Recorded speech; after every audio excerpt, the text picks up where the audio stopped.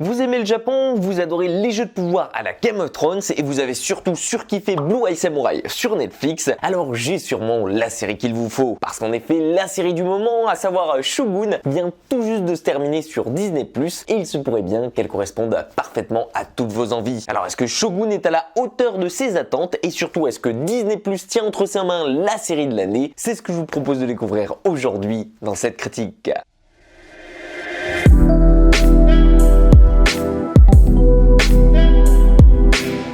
Shogun se déroule en l'an 1600 au Japon, soit en pleine période Edo, et plus particulièrement lors de la mort du Taiko, l'empereur du Japon de cette époque. Vous allez vite le voir ici, juste avant de mourir, ce dernier a désigné 5 régents pour prendre sa place, le temps que son fils ait l'âge légal pour pouvoir lui succéder. 5 régents différents, dont parmi eux Yoshi Toranaga, le seigneur qui va nous intéresser aujourd'hui dans cette série, et tous ont plus ou moins des ambitions et surtout des envies différentes pour le Japon. Seulement vous allez très vite le voir ici, Yoshi Toranaga n'est pas le plus apprécié parmi ces 5 personnalités. Et c'est lors de l'arrivée sur l'île d'un nouvel étranger, à savoir un pilote d'un vaisseau néerlandais qui est fait prisonnier, que tout cela va particulièrement se démontrer ici. Car en effet, Toranaga va voir en cet étranger le moyen parfait de retourner la situation à son avantage ici. Et comme ce prisonnier est un homme du monde extérieur, inconnu de ses ennemis, eh bien il va essayer d'en tirer profit au maximum en faisant de lui son homme de main et de confiance, tout en apprenant de ses tactiques et de ses pratiques militaires étrangères au pays. Et ces tactiques vont s'avérer plus que précieuses pour le Japon ici, puisqu'en plus de se rendre utile au seigneur japonais et de s'assurer ainsi la vie sauve, il va l'aider dans son ascension, lui qui a l'ambition de devenir le nouveau shogun du Japon. Alors oui, vous le verrez tout de suite avec cette série, Shogun, c'est une série qui va y aller crescendo, mais qui va être assez forte en termes de thèmes visités ici, et surtout au niveau ambition, on sent qu'elle va rapidement se placer aux côtés d'un Game of Thrones,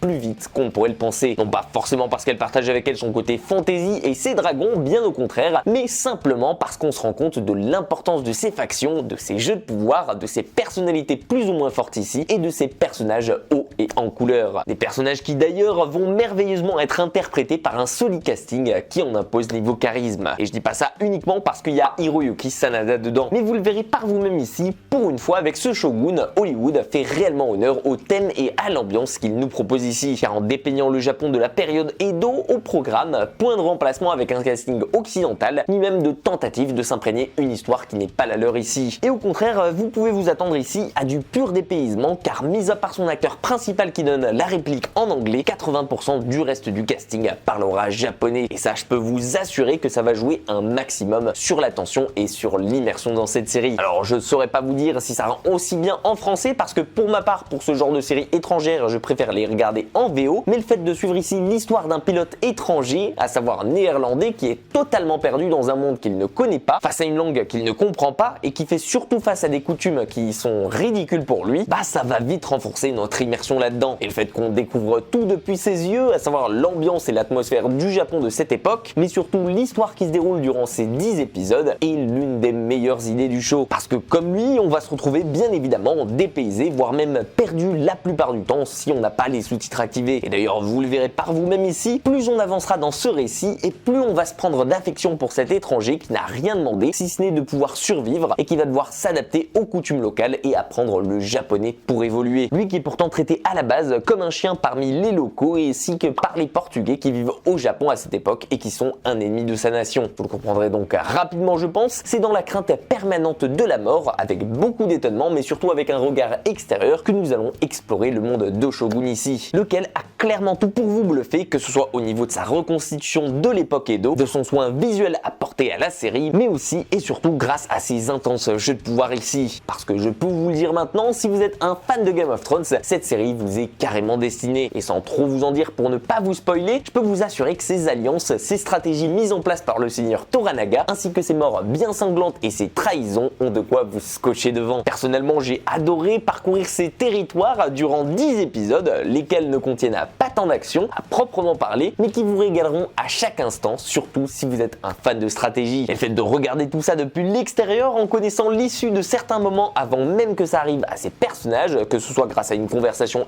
espionner grâce à une réunion auquel on a pris part ou à un conseil de clan adverse, j'ai trouvé ça hyper jouissif, presque autant qu'à l'époque de Game of Thrones. Et honnêtement, je vous le dis, j'ai trouvé son ambiance hyper prenante dès ses premières secondes jusqu'à sa révélation finale. Et surtout son écriture au top qui constamment ne lui fait jamais aucun défaut. Que ce soit donc pour ses magnifiques décors, pour ses costumes réussis, son casting varié, mais aussi et surtout sa réalisation maîtrisée à chaque épisode. Pour moi et pour tous ceux qui adorent l'époque Edo du Japon, vous allez être servis aujourd'hui. Et si jamais vous en voulez d'ailleurs un peu plus dans ce style-là et que vous aimez cet univers, je vous conseille le magnifique film Silence de Martin Scorsese. Honnêtement, je sais pas vous, mais je suis quand même plutôt content de voir que ce Shogun est au final en one shot, un peu façon Tchernobyl, parce qu'on sent au moins réellement que ce projet a une finalité et qu'il ne repose surtout pas sur l'attente d'une seconde saison, ce qui fait qu'on sent qu'ils ont tout donné dès le premier épisode ici. Et vous de votre côté, qu'est-ce que vous avez pensé de ce Shogun? Est-ce que la série était à la hauteur de vos attentes? Faites-moi part de votre avis dans les commentaires et dites-moi si elle vous a plu. En attendant, j'espère que ma vidéo elle vous a plu. Pensez à la partager et à lui laisser un petit like si c'est le cas et à vous abonner à la chaîne si ce n'est pas déjà fait. Prenez soin de vous et pour ma part, moi je vous dis à très vite dans une toute nouvelle critique.